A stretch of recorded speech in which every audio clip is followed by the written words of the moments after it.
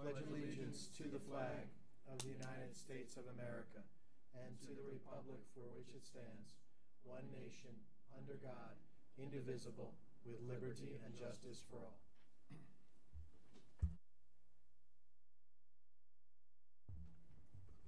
All right, well, good evening. Welcome to our December Committee of the Whole and Special Action Meeting.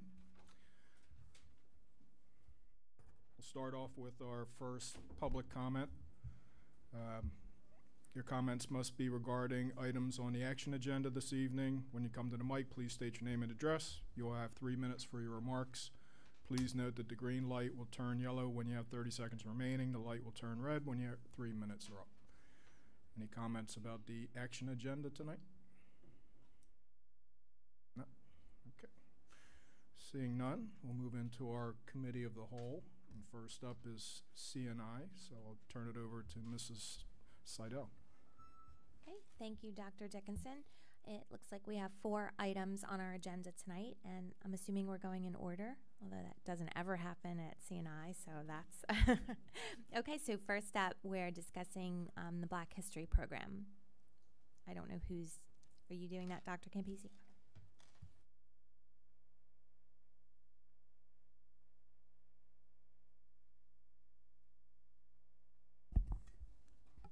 As we go through the Committee of the Whole, as the folks are presenting, they're going to go to the podium just because it's easier for you all to be able to see them, especially for Mrs. Judge and Mr. Tomlinson, to see them as they are talking.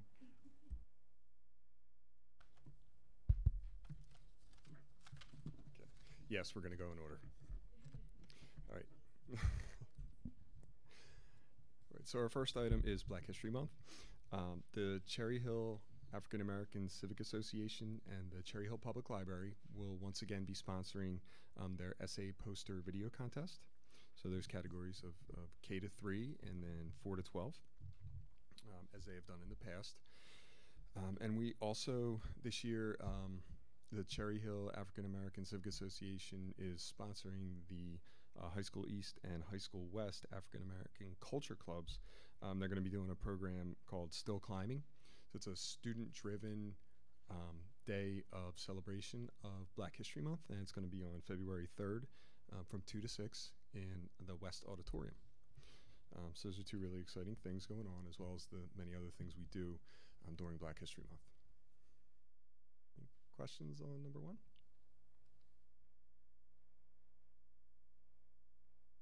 Okay.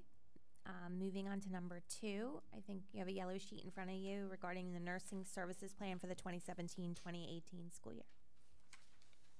So Mrs. Wethington and Mrs. Minjan will be taking care of that.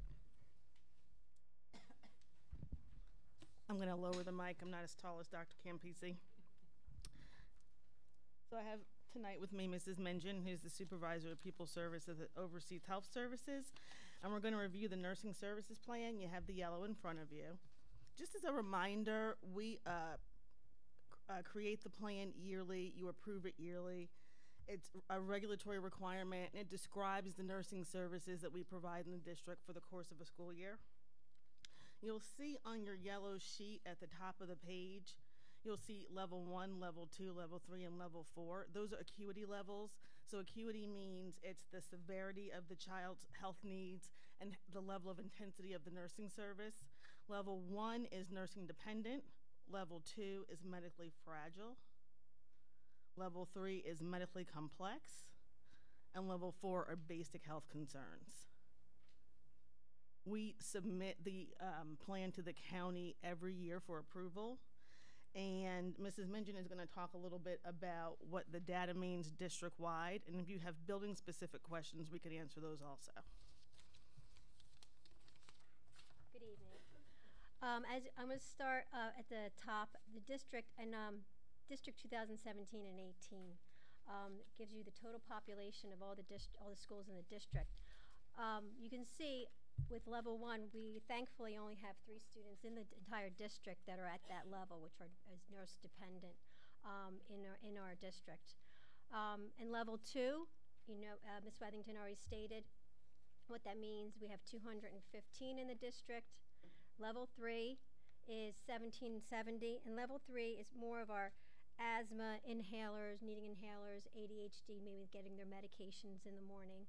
And level 4 is our, which is most of our students, thankfully, is more, the equity level is more of our majority of students getting physicals, going if they have a migraine, they actually get sick that day. You know, all that is reported, the nurses keep accurate reports on that. So as you can see with the 3 districts, comparatively, the numbers have basically stayed the same year in the past 3 years, and the charts are there. You can look down at the elementary level, at the elementary school for this year.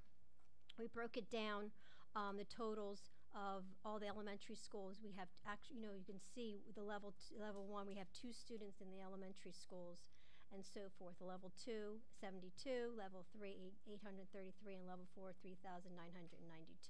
Again, you can see year to year the comparison, they relatively stay the same. Middle school, thankfully, they have no level 1 students in the past 3 years. And across the board, level 2 has 34 students, 293 at level 3, and level 4, 2,320. And at the high school, for such a large high school, we only have 1 student, thankfully, at the level 1, 109 at level 2, 644 at level 3, and 2,784 at level 4. And these are the combination totals of the high school and then the middle school. And so this is all broken down. Does anybody have any questions? I have just one general question. So for the high school level 2, it's pretty significant jump in the past year. Was that related to a definition change by any chance, or is it just the population of the students coming in? Population of the students. Okay. The definitions haven't changed, and we've worked pretty diligently with the nurses over the past 4 or 5 years to get their reporting consistent, so they're all defining terms in the same way. And I can give you a concrete example, Mrs. Seidel. So a student who is at like a level 2 acuity level, maybe an unstable diabetic, a student who has really severe asthma and needs multiple treatments per day, as opposed to a student who is at level 3, would be more moderate asthma. So we've worked with the nurses to really get those definitions pretty consistent, so it's definitely population. Thank you. Dr. Dickinson? This is titled a plan, but these numbers are actually reported incidents. Is that the case? So there actually is a plan. This kind of summarizes the plan, but the plan is really the data per building of how many students fit into each category and the kind of services that the nurses provide in the building. Anyone else? Okay, thank you. Thank you. All right, next up is the high school course of study booklet for 2018-2019. I believe it was in our Friday packets, so you've all had an opportunity to look at it. There are updates. Not the entire booklet wasn't in there, but there were updates. So Dr. Campisi is going to pass those around and then talk about the new classes. I brought some hard copies just in case anybody didn't get a chance to look or, likes the feel of paper to look at something. Okay, so like Dr. Malash said, this isn't the entire course of study booklet or the updates. They're the courses that we have added going into the 18-19 school year. So what we have is we have 3 courses we've added, as well as 2 partnerships where dual credit can be obtained. So if you want to, I'll take a second while those are still being passed around.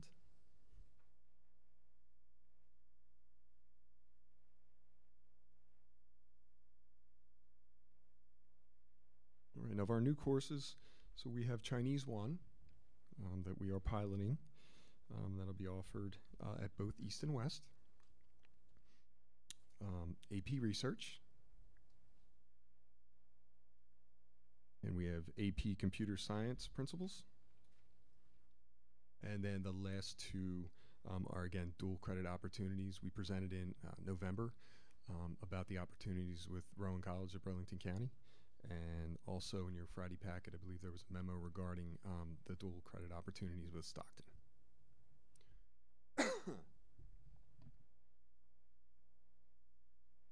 Questions? How big is the class for all those classes? Is it 15 students or 5? And there's a class cap on that? So it'll depend on how many students sign up to take the class. So I mean, you could have we need a critical mass, a certain amount of students to sign up for the class to run it. What's the minimum? Yeah, what's the maximum? The minimum? I'll double check, but I believe it's 12 at West and 15 at East. I'll go back and check that for you. But there'll be no cap on how, Well, you can't go past a certain amount within reason, which is why we're looking to run 2 sections of Chinese, one at East and one at West, or 2 sections at East, 2 sections at West.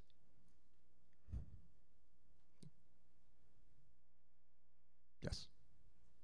On the AP research class, I'm assuming that would be, is that research in anything, like whether it's in the sciences or the humanities, or like how, and if so, how is that done in a single class?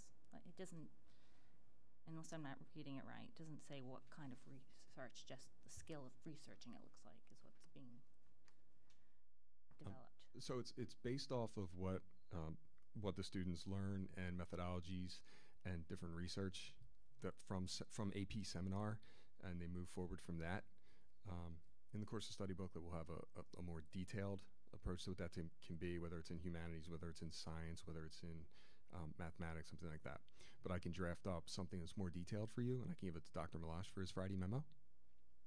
I just wasn't sure because I didn't even know what the AP seminar was, so I wasn't sure if it was like limited to a specific, curriculum area, or if it was broader than that based on a student's interest. Yeah, we can get that summed up for you and get you something specific, and then the whole board will have the information too. Okay, great, thanks. Mrs. Scarpolino, it's not a specific content area. So this is the second, we introduced a course last year, which is AP Seminar. This is the second course that goes along with that. So the children, if they take both of these classes and a certain number of AP classes while they're in high school, they can receive an AP endorsed diploma upon graduation.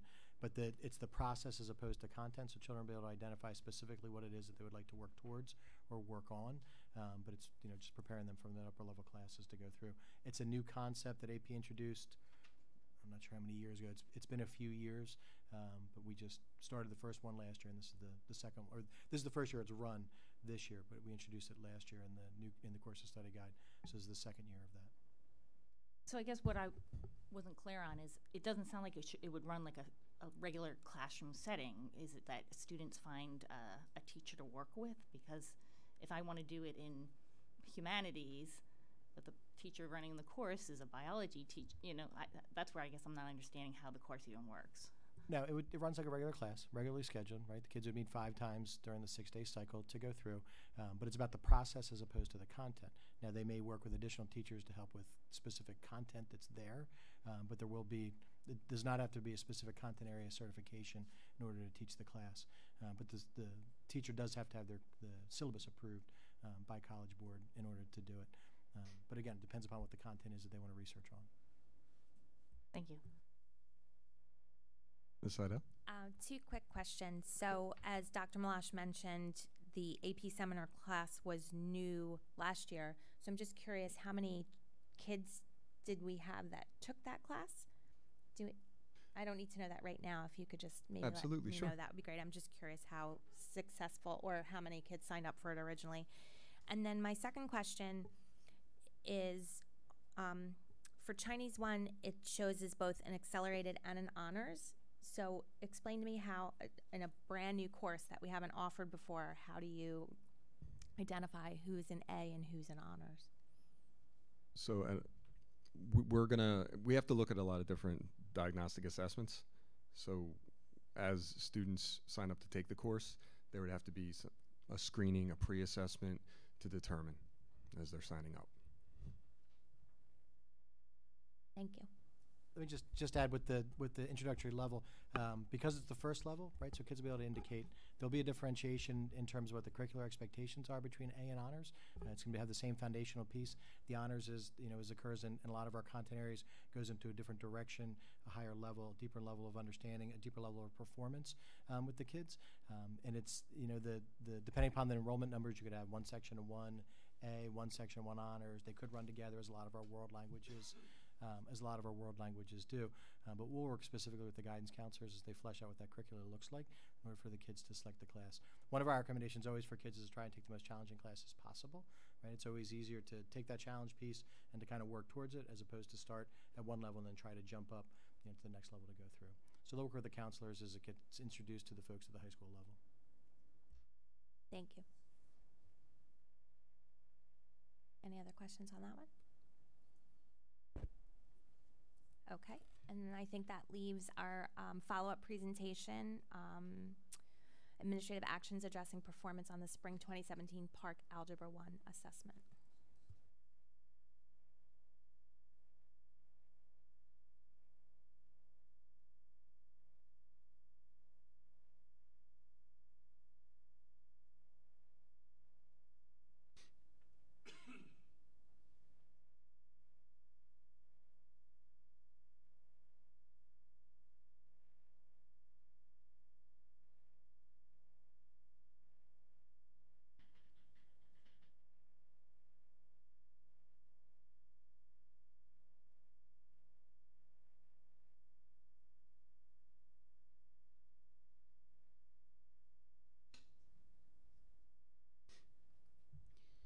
Okay, so I'm going to ask Dr. Perry, Dr. Morton, and Mr. Wentz to join me.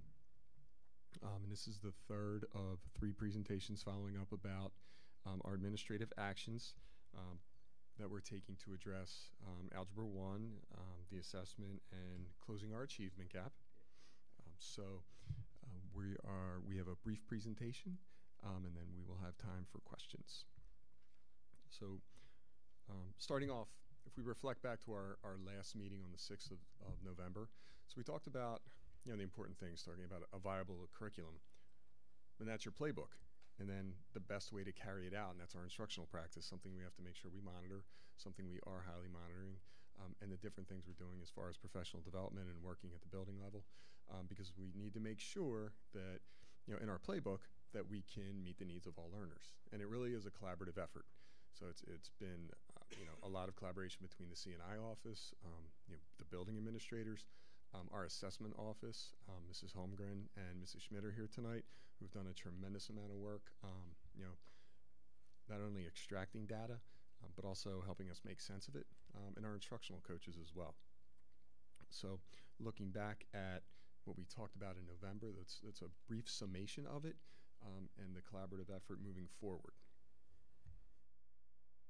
So Mr. Wentz, who is a secondary colleague teacher in the area of mathematics, is going to talk a little bit about professional learning communities and the work they're doing in Algebra 1. So as an instructional coach, I spend a lot of time with teachers working through data, analyzing assessments, working on instructional practice and that sort of thing. One of the things we found was that there's a really strong correlation between our district benchmark assessments and success on Park. So, which is great news for us because now we can kind of analyze what we do in digestible chunks.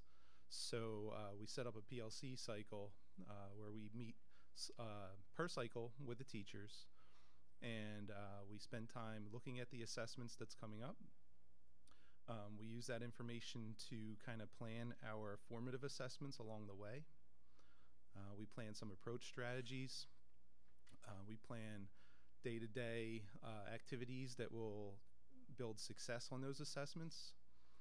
And then what we do is once we give those assessments in our PLC meeting, we'll analyze the student work, look for strengths and weaknesses, and plan how we're going to give feedback to the students.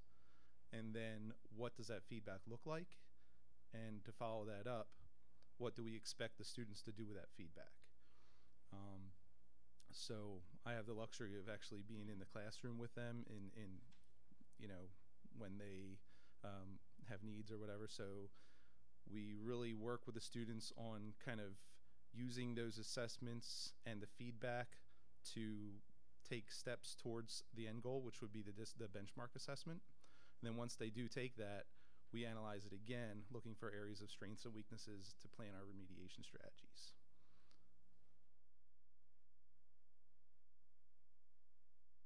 Okay, so one of the important things to do when we're monitoring our observations and what can be just as important, and is just as important, is our informal evaluations and our walkthroughs. So Dr. Morton is here to talk for a couple of minutes about how he uses walkthroughs and informals and takes that data and the observations back to his administrative team, back to his teachers, and things like that. So, Dr. Morton. Good evening. So it's important for us, I believe, at High School West and at High School East as well, to implement what we call systems of intentionality. And what that means is that there are intentional instructional practices that we implement based upon the demonstrated needs that our students have. So naturally, we have to know what the data is telling us. There has to be a deep analysis of the data, and we need to understand the specific needs of students. So it implies that we take an individualized approach to working toward each population of our students. With that said, obviously there are common practices that we look for our teachers to institute. And with that being said, administratively, it's our responsibility to ensure that we're monitoring the implementation of those strategies. So one thing that we do is we, in addition to our formal protocol for observations that we do, those are the ones that are designed by our, contractually and by our practice. We also do something that we call mini observations, not M-A-N-Y, but M-I-N-I. So there are many observations, and the many observations are focused observations where we're looking for specific instructional practices and strategies to be implemented in specific courses across the building. So my administrative team and I, on a weekly basis, will divide up. We'll go across content areas. So obviously we have content area supervisors, but we'll go across content areas, and we'll go into classrooms and look for those intentional practices to be implemented. And then we come back from there and we engage in a debriefing exercise where we talk about what we're seeing, talk about how closely it aligns with what should be our prescribed curriculum as well. And then we provide feedback to our teachers. It's been an interesting process, we've been able to perform, I think, this year, a couple hundred of these type of evaluations or observations of staff, and it's been a really good dialogue. It's an opportunity for instructional growth for our faculty and for our staff.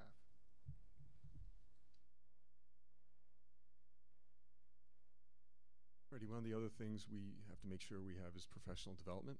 So there's a schedule up on the screen, and Mr. Wentz is going to speak again about what's going on with our professional development in this area. So we had our first professional development with the Algebra 1 teachers in November, and we basically broke it up into two parts, and it was our introduction for the year. We talked about the data, where we are, things like that, and where we need to go. But most of the staff development was based on how we get students to interact with the mathematics in a class on a day-to-day basis. So really good conversations revolving around how much work am I doing as a teacher and how much work are my students doing. And we all learn by doing, so we want the students to be doing as much mathematics as possible every day. So we spent a good half a day reflecting on some practice and talking about some strategies to be implemented to have students working on the math and becoming patient problem solvers, becoming good reasoners in mathematics, thinking mathematically. The second half of the day, we spent a lot of time, I talked a little bit before about feedback. So we talked about, again, how we want to provide feedback to students, how we want students to interact with the feedback, and how, as colleagues, we can give feedback to each other. So we'll follow that up again with another in-service in the winter. The administrative team is going to a training based on the same concepts that's the Assessment of Mathematics Teachers of New Jersey Association. So it's another how to teach teachers to be patient, to teach students to be patient problem solvers. So.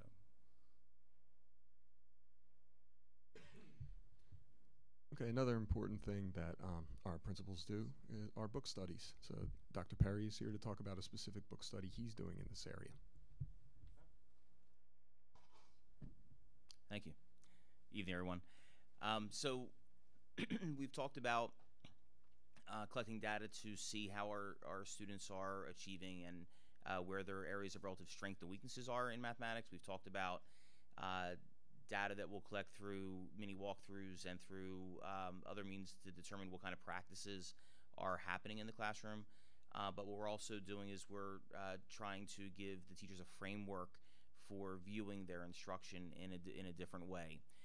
The students in the Algebra 1R and enriched math classes, they are the students of focus for this work that we're discussing tonight, and they are students who have not previously demonstrated achievement at a significant level in mathematics. They've been taught primarily in a traditional manner, and the results last year at both schools were not anywhere where we'd like them to be using that instructional approach. It would not work well and not be well received to simply tell the teachers that the practices need to change. Instead, one way to help people to realize that practices need to be re-examined is through decontextualizing it through a book study and discussing practices that are out of the context of their specific classrooms. So the James Hebert book, Making Sense, Teaching and Learning Mathematics with Understanding, is a book that I've used for a number of years in a variety of different areas and classes that I've taught over the time. And it provides 4 lenses through which to view math instruction. So we've provided teachers time during the day to come together in professional learning communities by dissolving their duties. So the duties that the teachers of these classes had, study hall, hall duty, lunch duty, they've been dissolved so that now their focus is to come together in PLCs. So they could do that 4 out of the 6 days of a cycle. So there's going to be a lot of time that they're spending together focusing on the frameworks in this book, focusing on the instruction that happens in class, focusing on the assessments they construct, the data that Jim spoke about and that Kwame spoke about. So they're going to talk about the nature of the tasks, like what kind of tasks are students involved with to learn the math concepts, rather than the teacher simply showing them how to do some problems on the board and the students mimicking that at their desk. That doesn't work, hasn't worked for these students, and a different approach is necessary. So for the teachers to come together and talk about what tasks will students interact with to learn mathematics, to talk about what the nature of the role of the teacher is. So what's the role of the teacher in the classroom? Are they a teacher that is at the board demonstrating example problems for students to mimic, or are they somehow facilitating classroom discussion, learning, and sense making? They're going to focus on the environment of the classroom, knowing that learning is social. Are students in a classroom independent, isolated, trying to learn things, or do they have other students and teachers as well to interact with and discuss their thinking and make their thinking transparent and apparent? And the fourth lens that they'll use and that they'll discuss would be what kind of mathematical tools are available, and by tools that really is a more expanded view, resources. So are students other resources? Are there hint cards that will help students to push their thinking? Are there websites that they can access while in the classroom to understand and better solve the math problems and understand what they're doing? And those 4 lenses are the things that the teachers are going to use to view their instruction. It kind of takes out of context, not saying that, hey, you're doing it wrong. We're just saying, hey, let's look at it differently, and we're giving them the time to do that by dissolving their duties. Thank you.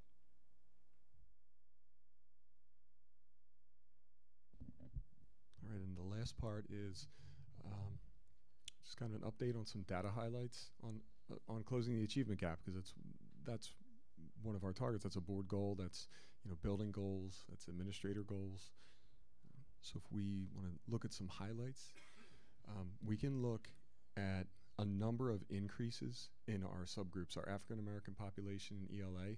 So we had decreases in levels 1, 2, and 3, which is what we want, because then you have increases in levels 4 and 5, 4 being meeting expectations and 5 being exceeding.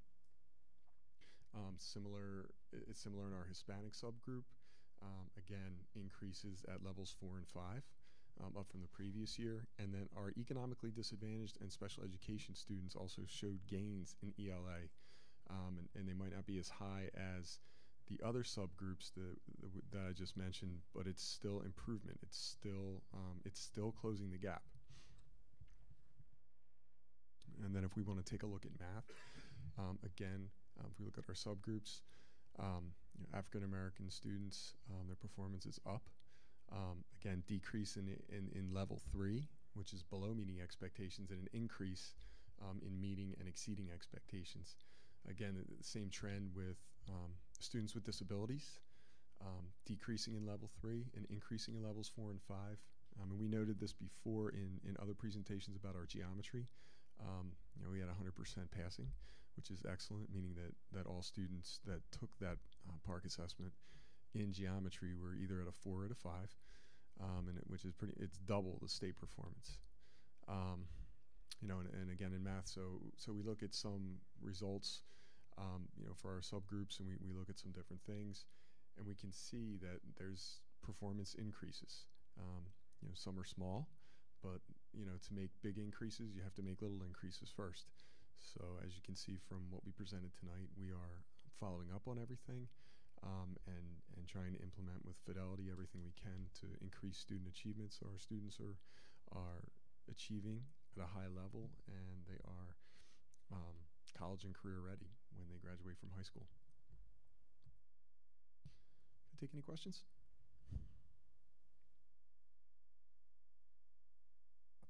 Mr. Goodwin?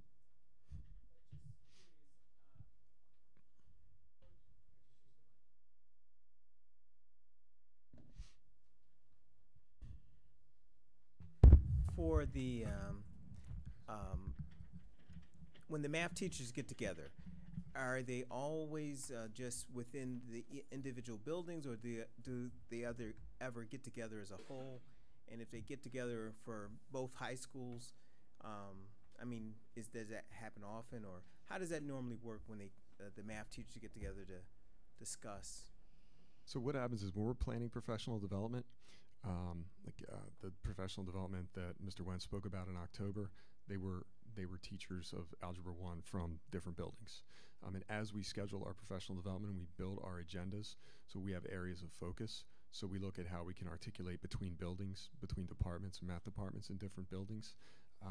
There's one middle school that one of the things they do every year is take their math teachers over to one of the high schools, and they have vertical articulation. So that's something we're going to look to do at all the middle schools now, because you have to address student achievement at all levels. So like Mr. Wentz said, there's some trends that we've found at the elementary level that show future success, where we have predictive value. So again, when we build our professional development, that type of vertical articulation and cross-district articulation, that's something we look at. Along those same lines, if there's a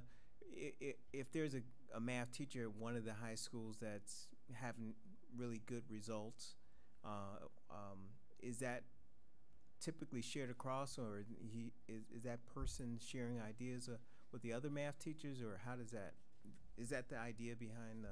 So that's one of the basis of the PLCs, of many observations of book studies, that when teachers do have success, and that success is shown through student achievement, that they share what they're doing in the classroom. They may have to use 5 different methods during a class, because there might be 5 different learning profiles from the way students learn in class.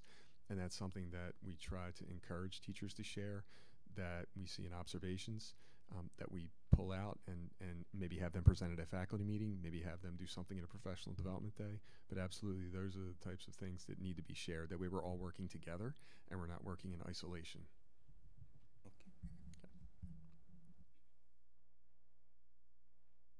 Okay, yeah.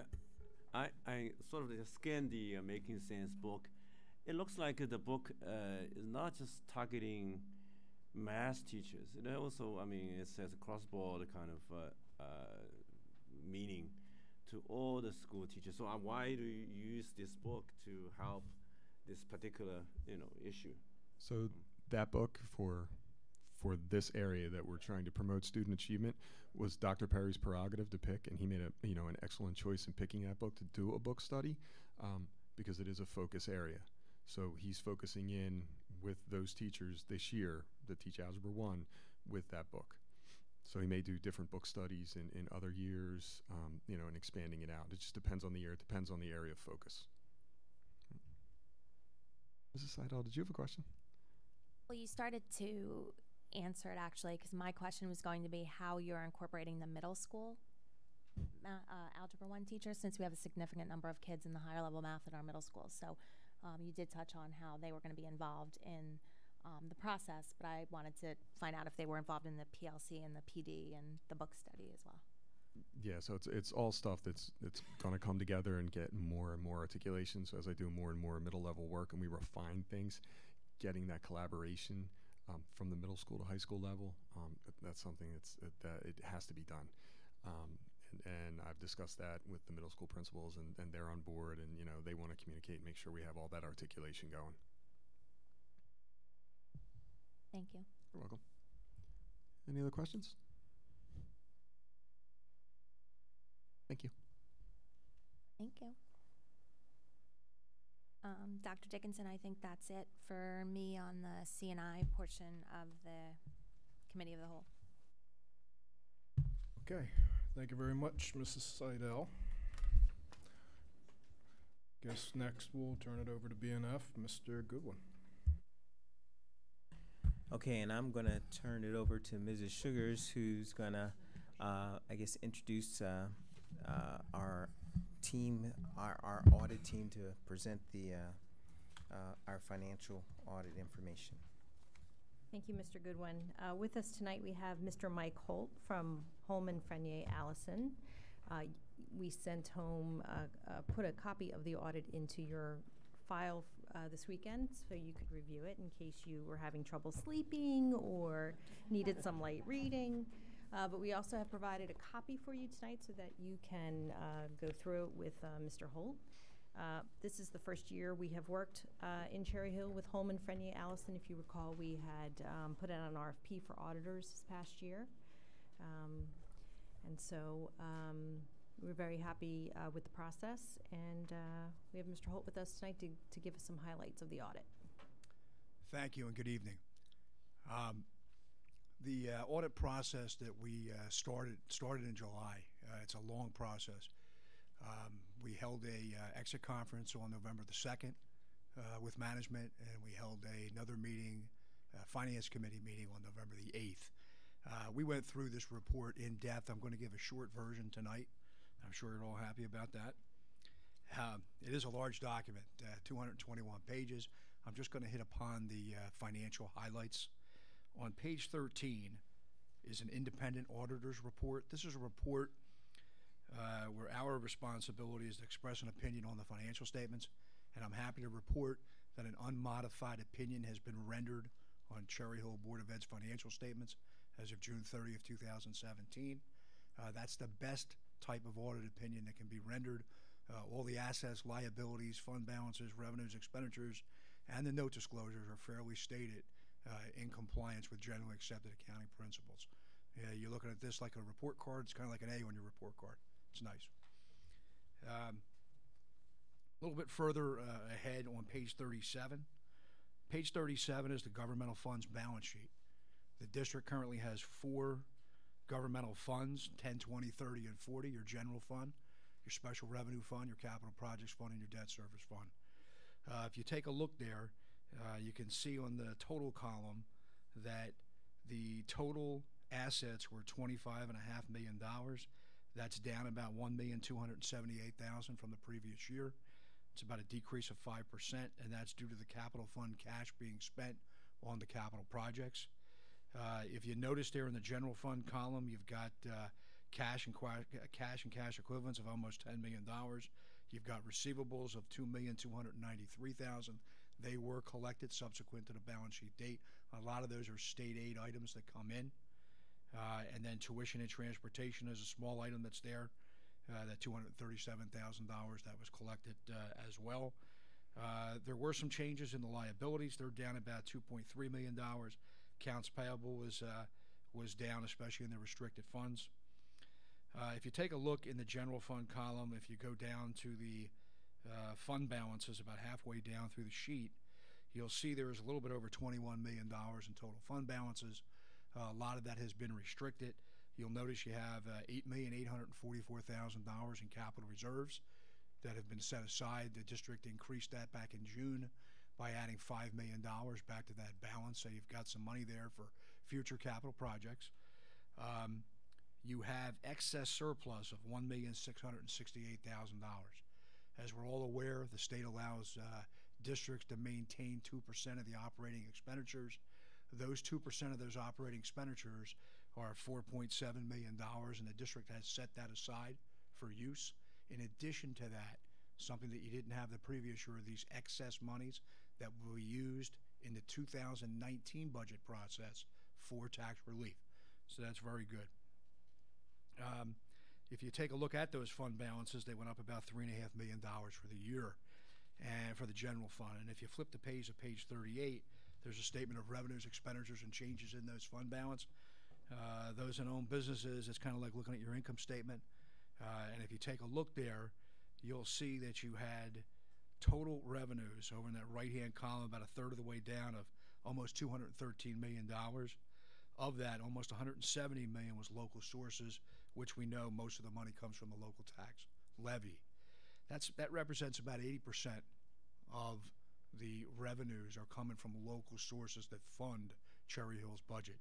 You get down a little bit further, you'll see your state sources, where you have a little over $39 million coming in. That $39 million is about 18% of the total budget. And then the remainder of those federal sources, they're about 2% of the budget of what comes in. So you get kind of a flavor of where's the money coming from and what the breakdown is. And just to note, the state portion is up about $2 million from the previous year, but most of that is the on-behalf TPAF pension and Social Security numbers. As we know, state aid has been flat for a number of years. Okay? Even though not on this page, there's some good budget to actual variances that occurred during the year. The budgeted revenues of $182.8 million had actual revenues of $344,000, a positive variance, a little over $1.5 million. On the appropriation side, total appropriations were $191 million. Actual was $180. We brought back a little over $10 million that we didn't spend to the budget. That excess $1.5 million plus the $10.5 gives you a little over $12 million. We utilize 8.6, and that's that increase that happened with that $3,536,000 for the year. So really pretty good. And a little further down on the expenditures, I just wanted to point out there was only a 1% increase in the expenditures for current expense, regular instruction, the instruction lines, and then the support services had about a 3.6 increase, and the benefits that are down there, the unallocated benefits and the on behalf, even though that's up about 6.4%, about $3.3 million, keep in mind that the on behalf is in that number of that $2.1 million. So there's only an increase of about 2.3% for benefits. And I got to tell you, we do an awful lot of school districts. That's pretty darn good. There's not a lot of districts that have that small of an increase with the health benefits, so a nice job there as well. If we go further and we look at page 43 is the proprietary funds. You have the food service fund and the school-age child care. And I just wanted to report that the funds are in good financial shape. There's $591,000 in surplus for the food service fund, and the school-age child care has a little over $900,000 for the year. Starting on page 53 are the notes to the financial statement, page 53 to 86. This is an integral part of explaining those financials that we just went over, and there's a lot of good information in there that you can go through. I just wanted to pinpoint a couple things. On page 68, there's note 5, which is the capital assets. Goes over the capital assets of $155 million that the district has. There's close to $70 million in accumulated depreciation and a book value there of $86 million for the assets. A little further on page 70, note number 7, long-term obligations, long-term debt. General obligation bonds, $6,670,000. You've got 2 more February payments to make, and the debt service is all paid off. That's pretty good. So that's nice. And then the net pension liability is a big number there for all districts, and Cherry Hill's net pension liability for PERS unfunded is right around $66.3 million. That gets budgeted each year going forward, but just so you have an idea on the district-wide financials, that long-term debt did kick in a couple of years ago. There's a lot of other pages that are here, a lot of supplemental schedules. I'm not going to go through all of those. The district did have another level of audits as well called a single audit. I think as we're all aware, as the district expends more than $750,000 in federal and state aid, there's another level of audits that are triggered, and I'm happy to report that there's clean opinions given on the programs that were chosen. We did choose No Child Left Behind Title I. We also chose the Child Nutrition Cluster for the federal, and for the state, we did State Aid Public, Debt Service Aid, and Reimbursement, TPAF, Social Security. There are, I can't even tell you how many compliance and internal control tests that we go through in doing the single audit. I'm happy to report that there are no instances or findings, which is really a good job. Again, there's no comments or recommendations for the district. We did have a couple of small things that we found that were internal control related that we've made some suggestions that I believe the finance department is going to go ahead with. And again, Lynn and Lisa, thank you so much for the help and the courtesies that were extended to our audit team. It was really nice being part of the team here, and we hope we're here for a long time, be part of the success of the district. And again, if anybody has any questions throughout the year, either reach out to myself or Lynn, and I'm sure we'll be able to answer them. Does anybody have any questions or comments?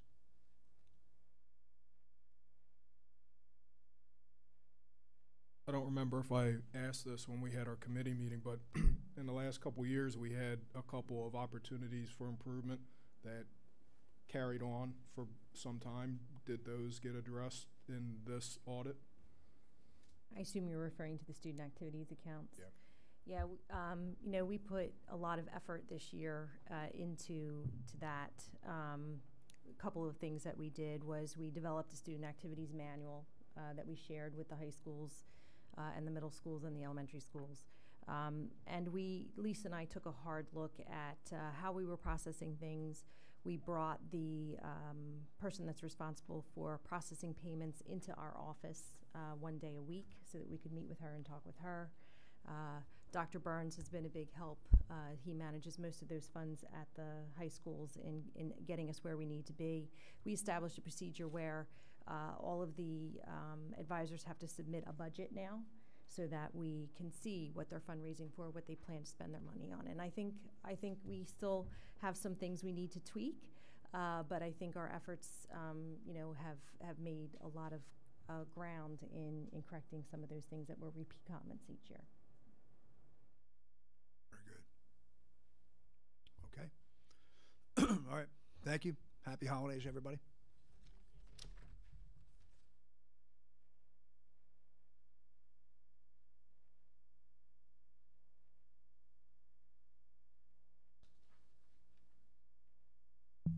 We're done? All right, thank you very much. HR, I don't suppose we have much. We met, and our next meeting is January 3rd at 5 o'clock. We did get a very brief negotiations update. So other than that, as you guys all know, it's confidential and I can't report on it. That's it. Any questions? Yeah. If I anyway. Okay. All right. Back to you, Dr. Dickinson. Thank you for that fine report, Mrs. Judge. All right. P&L, I guess we'll do Mrs. Scarpolino, please. I got nothing. We have nothing at this time for a change.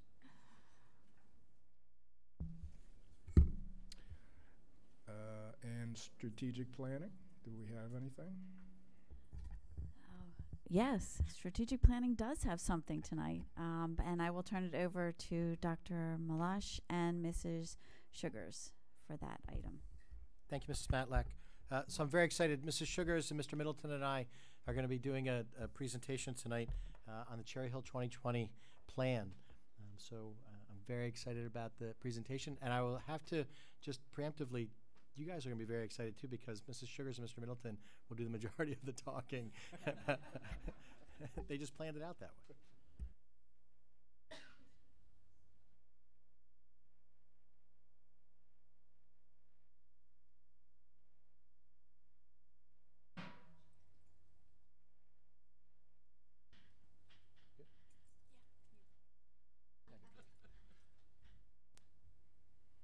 All right, so the first piece is we just want to give you a reminder of where we are right now and where we started from. So in July of 2016, you all as a board adopted 4 board goals. And the 4th goal that you adopted that's highlighted up here is to establish a strategic plan that identifies and categorizes the district's needs for the development of a, quote, Cherry Hill Public Schools 2020, a clear vision for the future. We laid out a plan that took us through the months of September through May and then into June about what we're going to do with that plan last year in terms of the visioning, the work we did with the community meetings and discussions and surveys, and to start to identify what is it that makes us great, what is it that we can improve upon, and really to categorically look at who we are as a school district. It had been about 20 years since we really had taken a full-scale comprehensive look at ourselves. So you all as a board, which was divergent, to take a goal in that, because it really put the pressure and the onus on you to press that discussion. And then that, as we get into this year, right, we adopted the next goal, or the 4th goal that you adopted this year was to transition the work that we did in identifying the Cherry Hill 2020 plan, and ultimately to transition into a referendum. So tonight's the first night of a 2-part process. We're going to do a little presentation about what we expect this plan and what we see it as. And then at the end of this month, on the 19th, we'll actually ask you to formally adopt this Cherry Hill 2020 plan. Again, looking at where do we expect to be in 2020 as a school district for the kids that start school in 2020 and for those kids that are born in 2020. We've had all the great discussions about kids that will graduate from high school in 2032 or 2038 and what it'll look like, and that a number of us will still be here looking in the school district. So why now? So I'm going to have Mrs. Sugars come up and kind of lead us through this piece.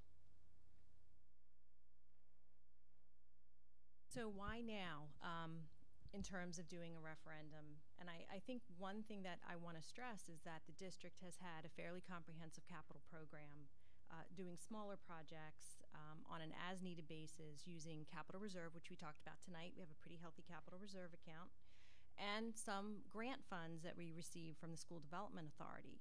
So between those two things, we've been able to maintain a capital program that has addressed smaller projects and needs. However, we're at a point now when you start talking about replacing entire roofs or replacing HVAC systems and things like that, that we really are beyond those types of resources. The other thing, as Mr. Holt just mentioned, by the 1920 school year, we will be debt-free. So we have an opportunity here to replace that expiring debt with new debt. We're estimating around $51 million that we will be able to raise without impacting the tax levy. And so I kind of equate it sometimes to a car payment. You pay off the car payment. It's part of your every annual or your monthly budget. It's kind of replacing, you go out and you get a new car and you kind of replace that car payment. So, in terms of timing, now is a really excellent time to take on some new debt. So the other thing is that we're not going to talk about dollar amounts tonight. We're not at that point yet. We're also not going to talk about what the question will look like. We have the opportunity here as we design our referendum question to break it down into pieces. 2 pieces, 3 pieces, 1 piece we'll see, as we get a little further down the line. As we formulate our administrative recommendation and Mr. Middleton works on our project applications that we have to submit to the state, then we'll start talking about numbers and questions and things of that nature. We're not going to do that tonight. So let's talk about our timeline. So right now we're looking at potential projects. We have been working with the Strategic Planning Committee for the past couple months. We've broken it down between elementary projects and then middle school and high school projects. So we've had a lot of those conversations. Certainly Mr. Middleton and Mr. Barton, Mr. Carter, and Dr. Malash and myself have had a lot of conversations about it. So starting now through February, that's when Mr. Middleton will be designing our specifications and schematic plans, because he will have to submit our plans to the Department of Education to get their approval. And that will happen in March. And then June or July is about the time where the board will be adopting resolutions, authorizing the referendum that will be held on October 2nd. We had originally reported it would be September 25th. State has changed their timeline. It's now going to be October 2nd, 2018. So what are some of the things that we've been doing? Because again, I think it is important to talk about some of the things that we have been able to do through those capital reserve accounts. We've done some generator replacements. We've also done a lot of fire alarm upgrades. I think just about all of our buildings at this point. There's a couple that have older systems. Okay, so most of our buildings have upgraded. We've also done some boiler replacements. I think these pictures are kind of telling about what the old boilers look like and what the new boilers look like. So we've been able to do some of those over the past couple years as well. Roofing replacements, this happens to be Hart, but we've done some roofing replacement and repairs throughout the district. We have a lot more of that to do. Exterior wall replacements, this happens to be at Rosa. It's a project that we just wrapped up last year. And this is a big project that we've been doing at East that is just coming down the home stretch now. That bottom picture there is the corridor that just recently opened that I'm sure the students were very happy to have open again. And the other side of that is kind of the looking out through those windows there into the courtyard, what that looks like there. And that was a fairly large project. In conjunction with that, you can also see this is the courtyard cafeteria area. That bank of windows there is across from the auditorium, and then that's the outside portion of that. We're just getting ready to pour some concrete out there, and that project should be wrapping up shortly as well. Big improvement. With that came some new concrete walkways that we did at East, and also a foundation drainage piece that was on the other side of the building was part of that project as well, and that's coming down the home stretch too. We've also had the opportunity, as you know, to upgrade some of our turf fields. We did that in conjunction with the township, and so now we have a turf field both at East and West high schools. Some smaller projects, we did a soffit replacement project at Kingston that we just wrapped up, and we replaced the front canopy at Sharp, which we also just wrapped up. So what are some of the things that we're doing right now? If you recall, when we approved our budget last year, we had a pretty comprehensive capital list.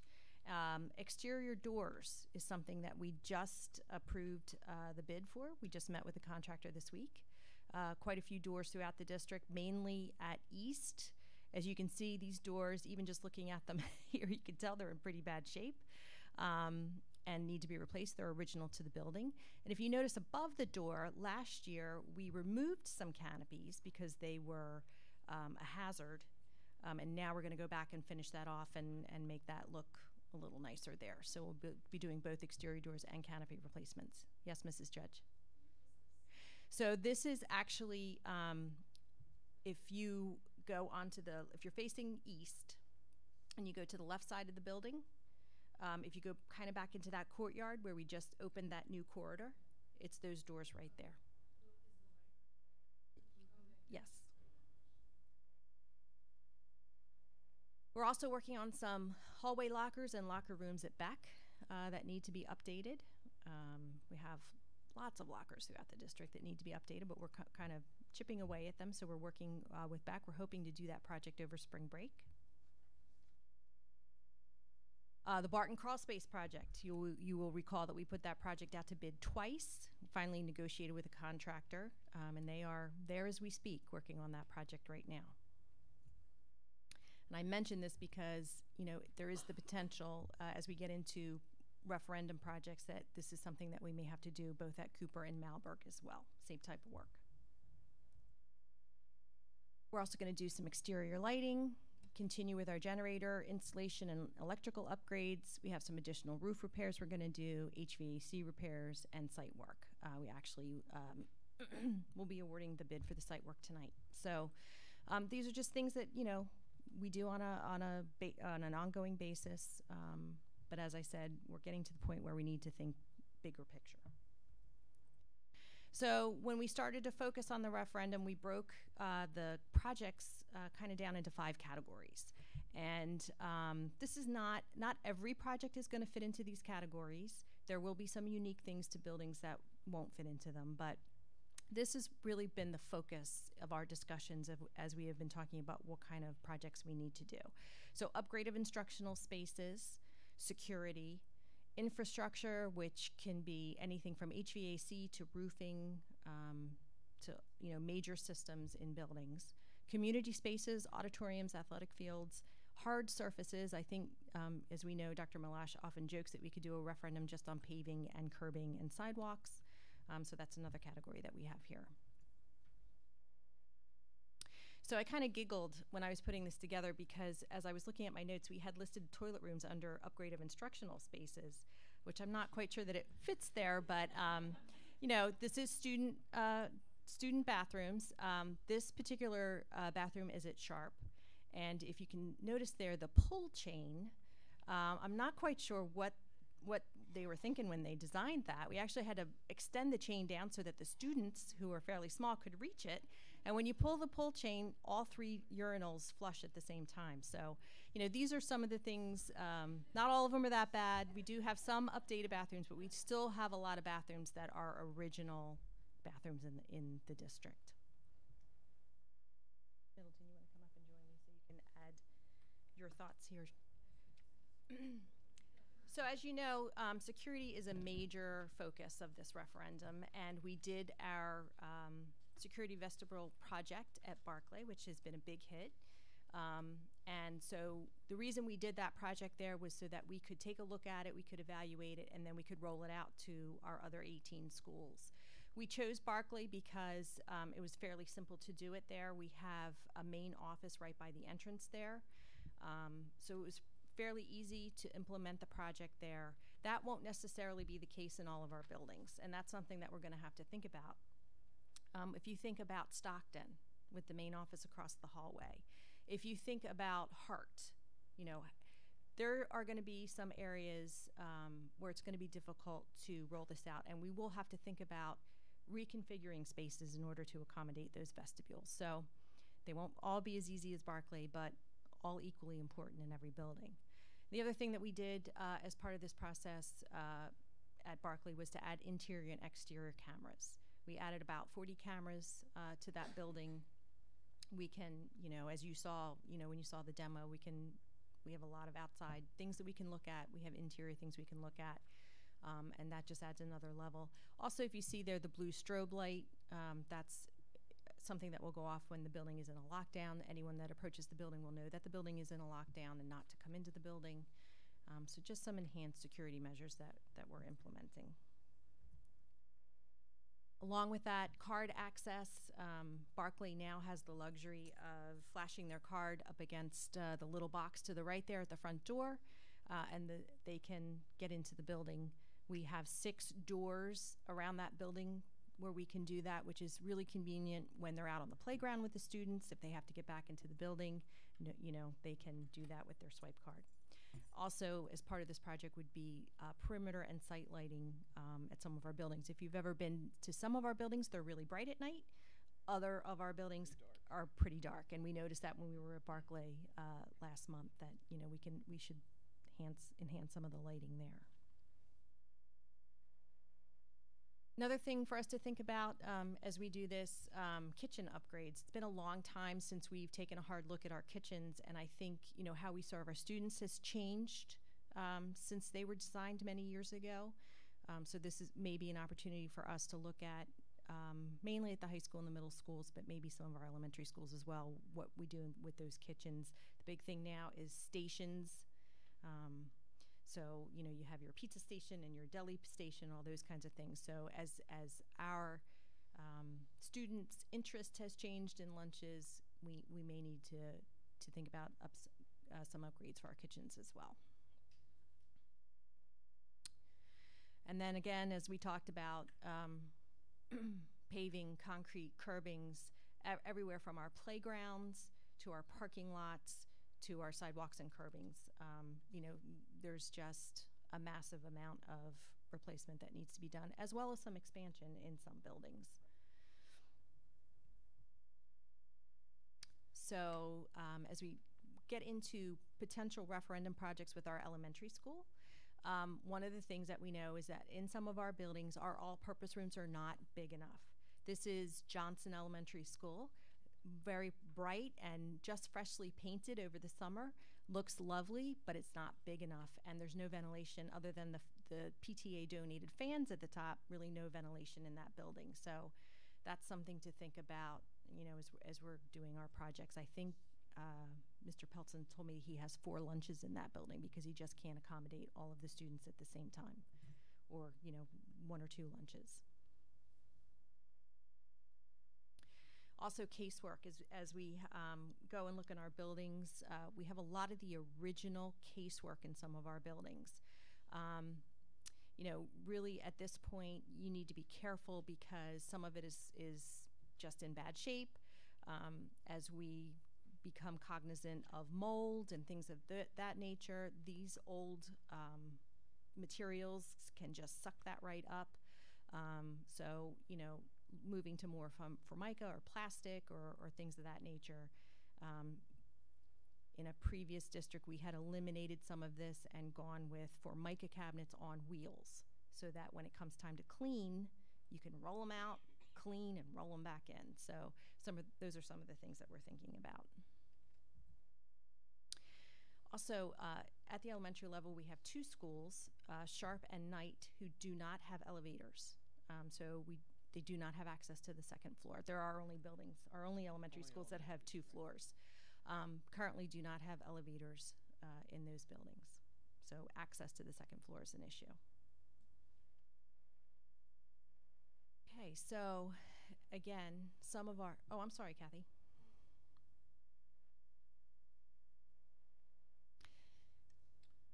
They're relatively expensive, yes, but ADA says yes, you need to be able to get to spaces. So, it's a potential for someone to file a grievance against Cherry Hill for not having access to all their educational spaces. So, as Lynn said, 2 of the elementary schools are the only places at the elementary school level. The high school's fairly accessible with the elevators. Both of them have elevators, but there's levels of both high schools that you cannot get to without an elevator, so both of them would require elevators.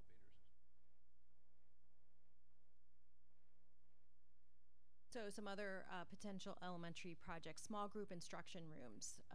As we've been going around and doing some inspections this past week with the county, we have a lot of classrooms that have dividers up in them, and you have speech going on one side and maybe ESL going on the other side. So we don't have adequate, we may do, but we don't have adequate small group instruction rooms, and we want to be careful that we're not creating small group instruction rooms in places that aren't appropriate. So that's something that we may need to think about. Also, HVAC replacement and control upgrades. I'll let John talk about this a little bit, but we have several different control systems in the district, which makes it difficult from a maintenance standpoint to manage. I don't know if you want to add to that. Yeah, a lot of the HVAC equipment is original. We've done the boiler plants, we've done the boiler rooms. That's where most of the work stopped, unless we were doing renovations in the other buildings that caused HVAC equipment to be replaced or installed there. But generally, in most of your classrooms, they're original equipment. So some of the schools go back to 50+ years, and the design life of that equipment is nowhere near 50 years. So we're kind of running on borrowed time 2 times over in most cases. So the time has come for a lot of equipment replacements to do that. As far as HVAC controls, we've started a process when we did the boiler replacement of centralizing controls. So facilities has a remote station that they can access most of the buildings. However, that only touches a small portion of the total real estate in the district. The controls throughout so the controls that facilities can access are generally the boiler plants, and they can tell on some of the newer renovation work what's going on. For example, at High School East, they can see A, B, and C wings. They can't see other portions of the building because that's controlled with an older pneumatic system. So, you know, the goal would be to get everything integrated so that facilities can troubleshoot remotely, make adjustments remotely, and keep the buildings in tip-top shape as far as their comfort level for the students and staff. In terms of roofing, there are some buildings where we would need to do completely replace the roofing. Man, for instance, would be one of those. There's some where we just may be able to do pieces of it. Site drainage is an issue. Masonry and envelope repairs, I'm going to let you explain that one. It varies from school to school. Most of, you have anything that ranges from minor issues to severe issues. The most common problem at the schools is movement joints in the masonry, which are caulk joints. They're original to the building. They get hard after 50 years of exposure to the elements, and it's time to replace them to keep the buildings weather tight. So that's kind of the low end. The higher end is what you've seen us do at East, where we've peeled the wall off of the building and replaced it. So in some cases it's masonry that would go back. As you saw at East, we put masonry back in some places, we put glass back in other places, and we put metal panels in other places. So there's a lot of solutions to the problems, and it's what works best with the facility. We would continue our exterior door replacements. Also, if you've been in some of our buildings, hallway lighting is an issue.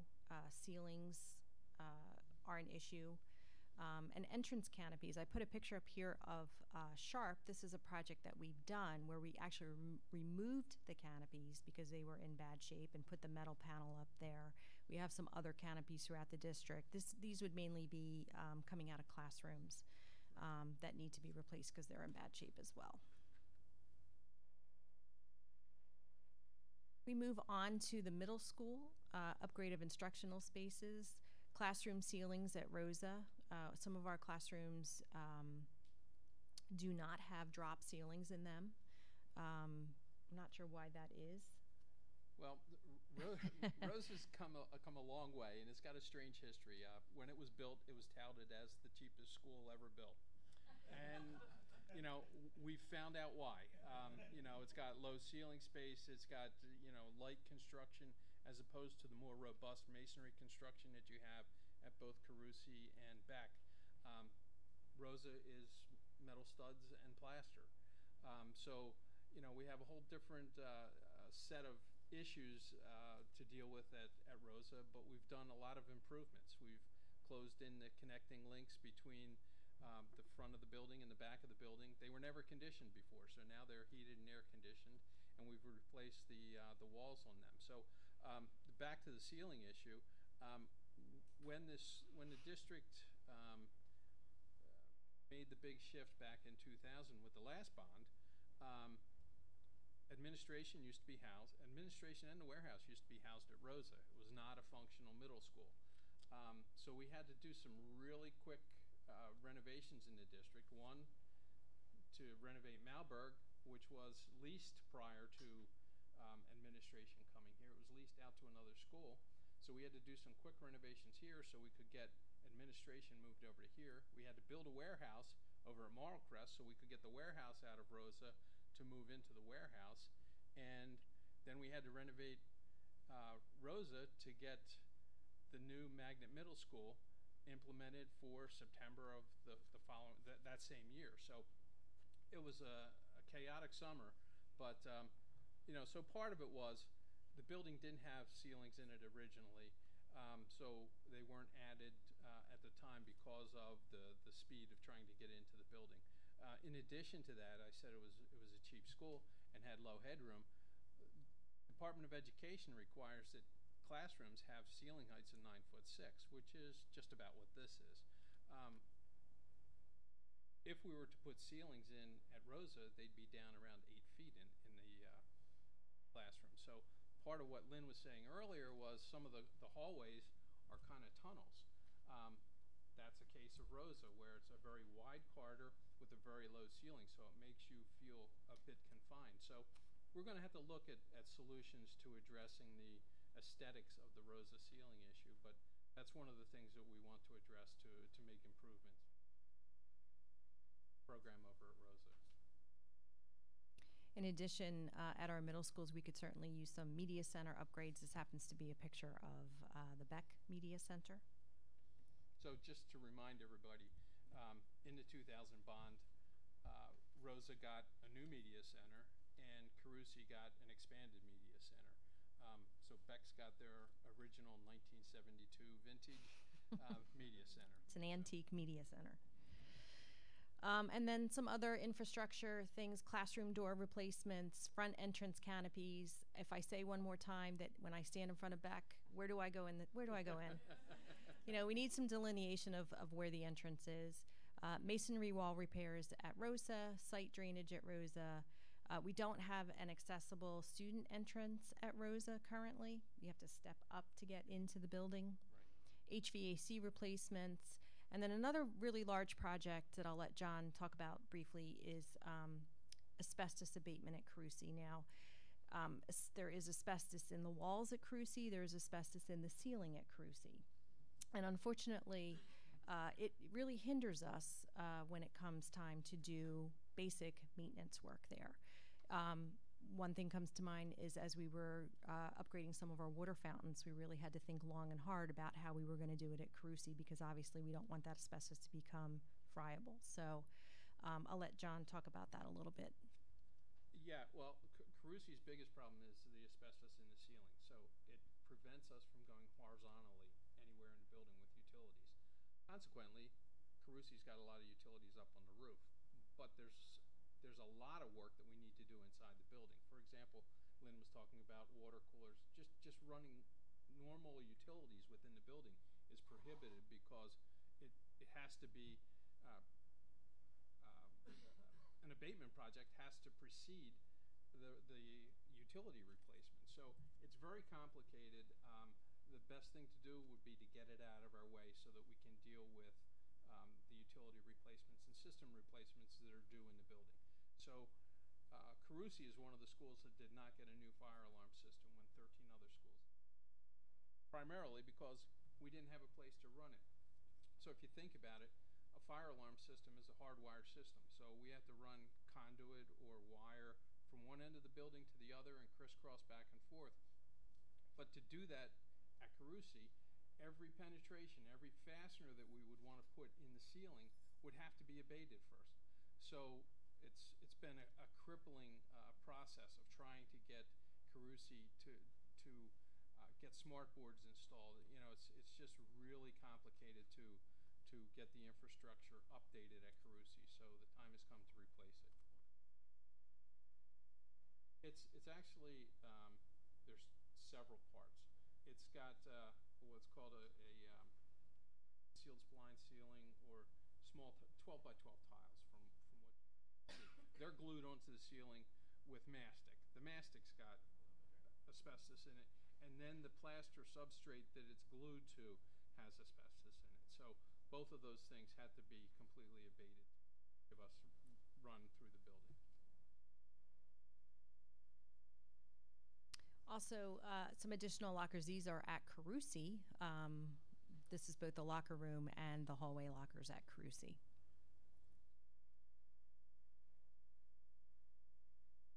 Large group instruction alterations at Beck. We have a large group instruction room there that,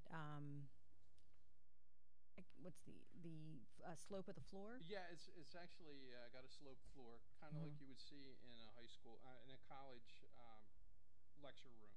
However, the furniture is traditional classroom furniture, so you sit on your desk and the pencil always rolls off. So, you know, that's one of the things that needs to be addressed. And again, infrastructure type things, ceiling replacements, HVAC upgrades, and community spaces, a stage alteration, and access. There's no handicapped access for the stage at Carusi, and there is no stage at Rosa. So that's something that we may want to think about. We move on to East. We talk about potential projects at the high school level.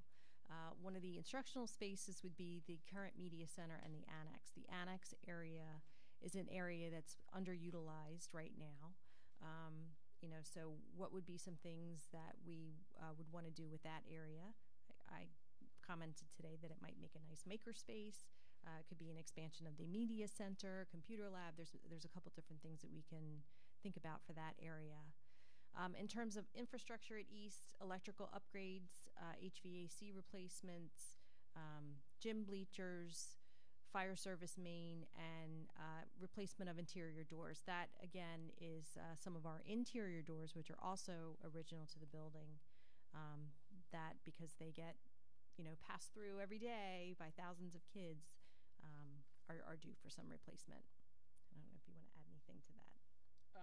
No, the focus would be on high-use doors first, and then trickling out to the other doors. Some of the schools, they kind of have a global problem with the condition of their doors.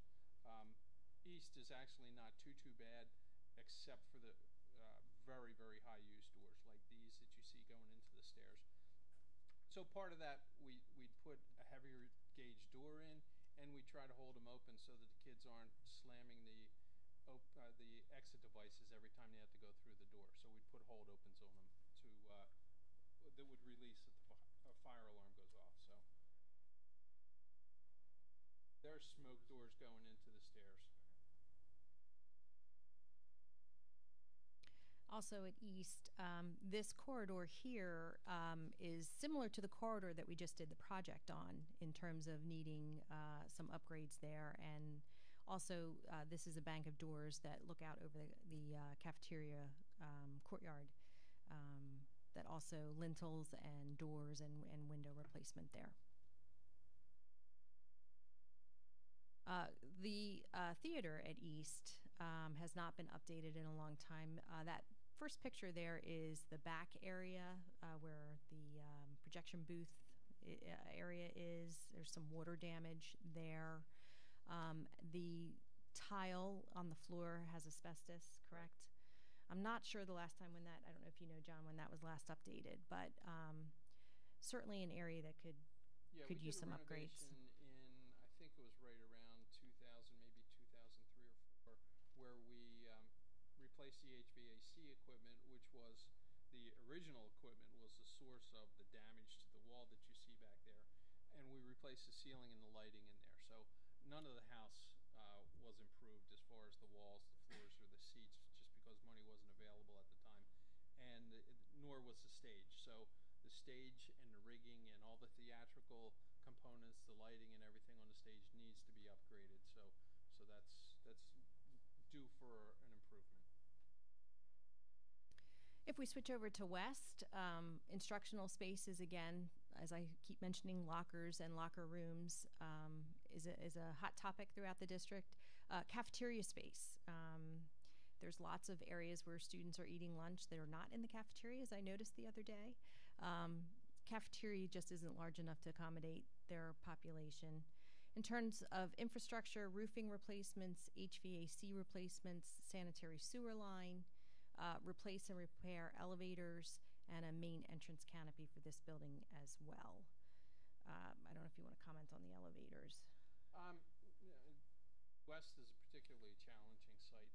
We put an elevator in there probably around 1995, so that served as a main link to the multiple levels that are over there, but it didn't pick up everything. There's several floors, particularly down at the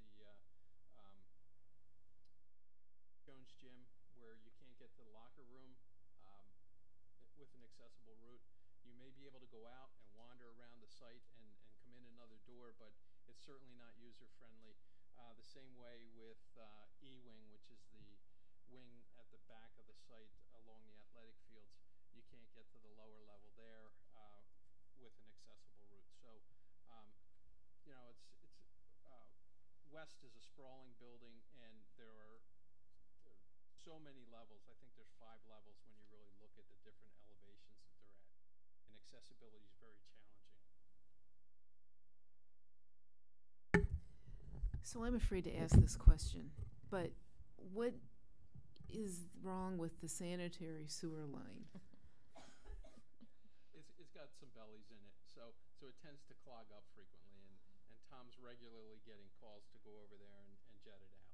So, so it's just needs to be corrected. Also, at West, as you know, we have the 19-year-old new auditorium, and we have the very old auditorium. And this is a space that probably doesn't get as much community use because of the new auditorium. Everybody wants to use that one. It also does not have air conditioning, so we're limited in, what time of year we can use the space. So, is this an opportunity similar to the annex at the library at East to kind of look at the space and repurpose that area for a more effective use?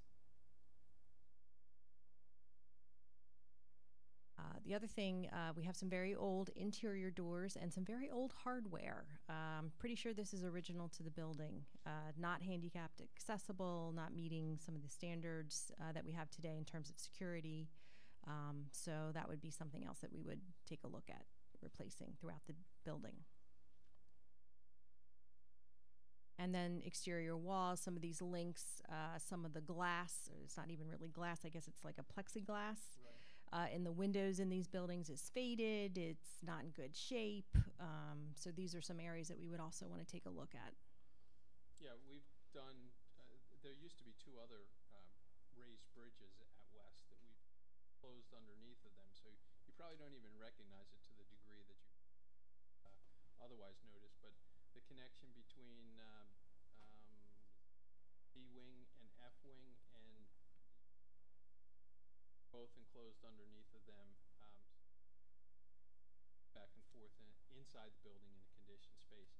So that could be done here. It's going to be a little bit more complicated because where it meets up with F-wing, it's not clean on all the floors as far as we'd have to adjust some spaces to get to the corridors and things, but certainly be done. This is one place where it would make sense to put an elevator in, because on the right side of the picture, if we put a 3-stop elevator in, that would make the lowest level of E-wing accessible, and would ease up some of the congestion. Some of the problems that West has are just absolute gridlock in the corridors, because they all, you can't get there unless you go through this intersection, and it's particularly difficult. So if we give the students routes to get to their classes in a timely manner, a little bit more directly, it'll probably work out best for the school. And also, in terms of other community spaces, we certainly should be taking a look at our athletic fields, stadium upgrades, drainage, backstops, those kinds of things. We're going to do some small projects in the coming months with some dugouts and stuff like that, but athletic spaces is another area that we may want to take a look at as we plan our projects. All right, that's a lot of information, but do you have any questions for us? Yes. I edited in my head about $500 million worth of work. I'm overwhelmed. Yeah. So you guys must be very overwhelmed, because that's overwhelming. Yeah. There's a lot to get your arms around. There is a lot of work to be done. There is. One question, I want to throw some additional work in there. What about the furniture? Like a lot of the classrooms, like the older desks and things like that, is that part of the consideration? I wouldn't use 20-year money for furniture. Okay. I mean, typically you use referendum money for things that are going to last within the lifespan of the referendum. That would be something more that we would do through either the general fund budget or the capital reserve account. Okay. Well, I did not know how you proposed the last referendum, but for this one, you would have an absolute number, then the community will vote yes or no. You have a range of numbers for the community to choose, so that you can settle like 50 million, 60 million, 70 million. I mean, how the proposal will be like? I think probably there's going to be more must-dos, would like to do, would be nice to do kind of categories. that we'll have to make some decisions about. There's some things that absolutely positively have to get done. Infrastructure type things, roofing, HVAC, life systems, security obviously is another area that, would be a priority. So I think, when we get ready to finalize what this is going to look like, it'll be more about what the projects are and what the priorities are.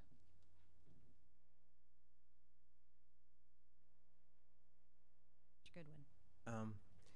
I just one observation. I think when you talked about your car payment analogy, I don't think we have that option of keeping that car. Like, I like to keep my cars for a long time.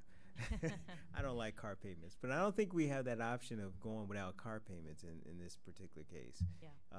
Because it seems like there's a lot of work that has to be done. So just want to throw that out there. I agree. Yeah, it's long overdue. A lot of the infrastructure improvements aren't necessarily very visible, but the photos that Lynn had of the old technology boiler versus the new technology boiler is pretty telling. Unfortunately, like, do you want to renovate your living room at home, or do you want to put a new furnace in? Unfortunately, when the furnace goes out, you know it's out, and you want to get it replaced right away. But so it might be a case of deciding whether you decorate the front of the house or the back of the house.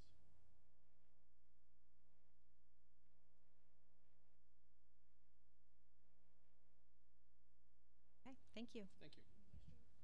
Thank you very much.